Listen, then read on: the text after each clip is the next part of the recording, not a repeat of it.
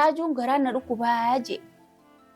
Ati isa kana summii itti gootee nyaachistee moo bitaachuu barbaadde moo akkam ta'uu barbaaddeef achitti isa hiitee isa azabdee isa ichiitumtee asii dhuftee ana siiriin na dhamaaste maal barbaaddaati? Akkamitti diina kee ofirraa baruu dadhabde? Raajuun ammoo wanni inni balleessitu akka hin jirtu jechuudha. Raajuun intalatee nagaa mana siifiti. Assalaamu alaikum warahmatullahi wabarakatuh. Hordoftoota kabajamtoota keenya deebi. Alhamdulillahi rabbiif galanni haa gahu. Ammaan dura gurbaan mujrimtichi gartee nama rabbi feene jechuun nama akkasiisan jechuudha. Anaa kophaa galtu dhufee yaani anaa nama na gargaaru tokkollee hin qabne dhufee osoo nan hin beekin siirii mana kiyya dalagee anallee dhamaasee nallee maraachisee bakka maraattee yoo maraadhe jee hin fokkisu na maraachisee maal waan inni narratti hin dalagin jiru jechuudha. Alhamdulillahi rabbiif galanni haa gahu. Ani gaafa san jechuudha hogguun amma irra deebi'ee viidiyoo laalu hedduu takkaan gaddee jechuudha. Hedduu takka wantoota isaan gasumaa jechuudha. Garuu alhamdulillahi rabbiif galanni haa gahu. Arra as keetiin jira. Baatii guutuu dalagaa deemnee dalagaan irra jiru baatii guutuu kan hin deemin amma immoo alhamdulillahi nama ollaa kana dhiyaatutu ana akkasii mana keessa kophaatiyya karaan deemu wallaalee bakka nyaataa dhugaattis wallaalee waa hedduu wallaalee jechuudha. Karaan deemu kana hunda wallaalee namni ollaadhaa jechuudha. Namni imaaraa keessa hojii galu kana ollaadhaa ani ol seenee ani babbahee galuu kiyya dhabuudhaan maal taate yaada jiruun hiyyaafatanii arraan tana nama ollaa siniin as taa'ee isinitti haasoo jiru hordoftoota kabajamtoota kiyya. Nammoo faayo maaliif gaafa san ulaa ta'e irraa bantanaan jettanis koomentii namni hedduun koomentiidhaan maa ulaa irraa bantanaan jettanii ani immoo beekee osoo hin ta'in inni na dhamaasee na dhamaasuudhaani ulaa ani osumaan bakka isa kanaa dhufuu karasanii dhufaa hin beekneen ifuma cinatti manuma kiyya kana keessatti argaa jechuudha. Yeroo hedduu as dubatti waan jabeessaa ture jechuudha. Xaaqaa tiyya sana dubannaa jabeessaa ture jechuudha. Xaaqaa san keessa amma isheen bakka hedduu mana kiyya bakka hedduu ulaa hundarraa guuree jechuun viidiyoo isin waraabne garuu na gisee sanaaf hin bichoone ammaan xiqqishuu wayyaahee mataa ol qabadhee viidiyoo tanaa maruu danda'e gisee sanitti ogguu warri ollaa ishee kana fidullee gisee sanan bakka waan takka beeku jechuudha. Alhamdulillah ammaan tana gaafumaan cuufayyee jira. Isammoo namticha san bal'inaa wal garraa jechuudha. Amma immoo mana kiyya akka inni seenne dhibbatti godheetiin jira jechuudha. Akka inni mana kiyya inuma ulaa mana kiyyaa qabachuu hin danda'u jechuudha. Siiriin isaa as booda mana kiyyatti hin fayyadu. Akkasiin itti fayyadne bakka Sheek Musantuu waan jabduu ulaatti irratti naaf akka inni natti ol seen naa godhee utee rabbi biraa haa dheeressu.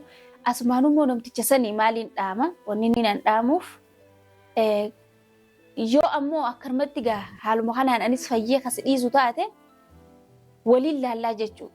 Ati karaa keetiin arra silaa baran du'eetiin jiraachuu addunyaarraa galeetiin jiraachuu karaa keetiin ati immoo akkasii haftisee raajullee ilaarraan tanaa bakka sanii hin baasne achis biratti hidhameeti ichi jira jechuudha. Namarratti waan akkanaa tan hin raawwattu jechuudha.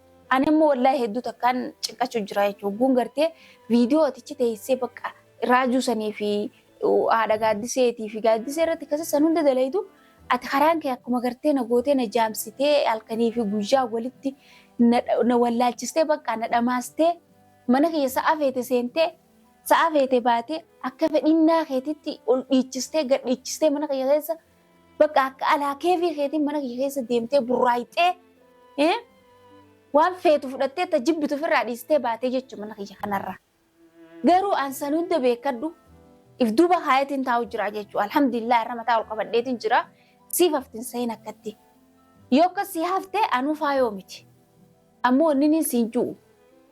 Hijiba kee kana osoo gartee nama kaanitti mee gurbaan kun akkanaati nama akkanaati jee bakka makuma kee kana osoo balleessinetti ammoo waan mana san keessa dalagu jirtu ni dhaabda moo hin dhaabdu. Viidiyoo kana irra guddaa siif hin maru jira. Alhamdulillah fayyeetiin jiraa jeetis si maru jira jechuudha. Akkati nagoota silaa nama mana si dhaquu jechuun mana keetitti hoggumee ka dhufee jechuudha. Bakka ati haarsa teessanitti hoggumee kan si dhufee jechuudha. Garuu immoo ulaa banachuu hin dandeenye. Akkatti cuftee ulaa siif beekasan. Ulaa banachuu hin dandeenye yeroo hedduun ichi dhufee jechuudha. Amma immoo akka duraaniitiin gartee hogguun isii dubbatu sana arge akka duraaniitiin isii godhuu jette akka duraanii na godhuu hin dandeessu. Akka itti na godhuu hin dandeenye gaafa san nama nagayaatis seera.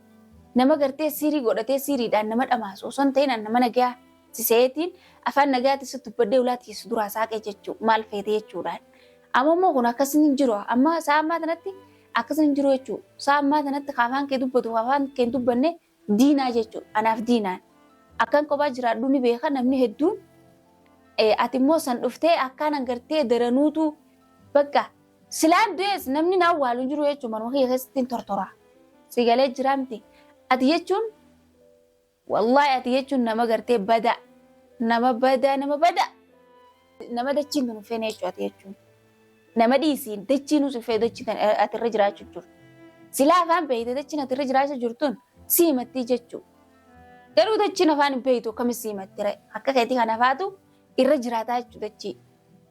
Saniifuu amma wanni ati godhu jirtu hedduutu akkana dhibe. Dhiyoo tana viidiyoo laaleetiin jira. Viidiyoo raajuun gadhiisee jechuudha. Nama gadhiisee beeku viidiyoo sooshaal miidiyaa irratti argeetiin jira jechuudha.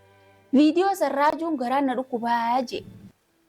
Ati isa kana summii itti gootee nyaachistee moo biyyuma Yemen keessa jiraachuu barbaadde moo akkam tahuu barbaaddeef achitti isa hiitee isa azabdee isa ichiitumtee asii dhuftee ana siiriin na dhamaaste maal barbaaddaati?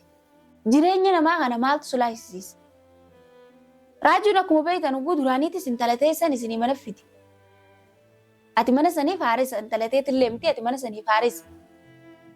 Ammoo haadha gaaddisee mana sanitti raajuun intala tee mana sii fidee jechuu. Haati har'a gartee tumtee akka gartee bineensaatti mana keessatti kaa'ee waan inni nuka siidhamee baatii meeqan taa'u jechuu mana keessa. Akkasitti isa hiitee mana keessatti isa guru jirtaa jechuu. Ani immoo akkattiin beekadhaa nama raajuu kana inni qoricha isaati jechuuf hin taa'u jiraachuu. Amma immoo garuu faagaatti baatan. Faagaatti baatanii osoo gartee wanni biraa isinirra dhufne isas yoo achi summii nyaachistan wallaana. Ammoo mana keessanitti intala teessan nagaan isinii fide wanni gurtanii mana san keessa cafeexaniif maali? Sunillee gaafii bar maaliif cafeexan? Isinii fide intala teessan. Asi immoo ana ka dhufee sirriin ana dhamaasu isa. Ati immoo ogguu laalutti inumaa raajittuu haa taa'uu deemtee siitu intalatii yakkana godhee siitu maarreetii yakkana godhee jettaan. Ati qoo nama yaadumti mataan yaadi hogguu namni koomentii isinii barreessa koomentii namaa deemaa dubbisaadha. Koomentii sanirraa waan nama gartee badii tana godhu jiru ni beektaa jechuudha. Viidiyoo qofa gadhiistanii maaliif caljatta? Koomentii namni isinii barreessu laalaa jalatti. Isinii galee jiraamti ummaa gaaddisee ifaan keessattuu siifin viidiyoon tun dhaamsa. Asmaaniin dhaamsa siidhaamaa jechuudha. Garuu immoo yoo mana kee dhufuu barbaadees mana kee ulaatu narraa hin banamne malee numaan dhufaa jechuudha.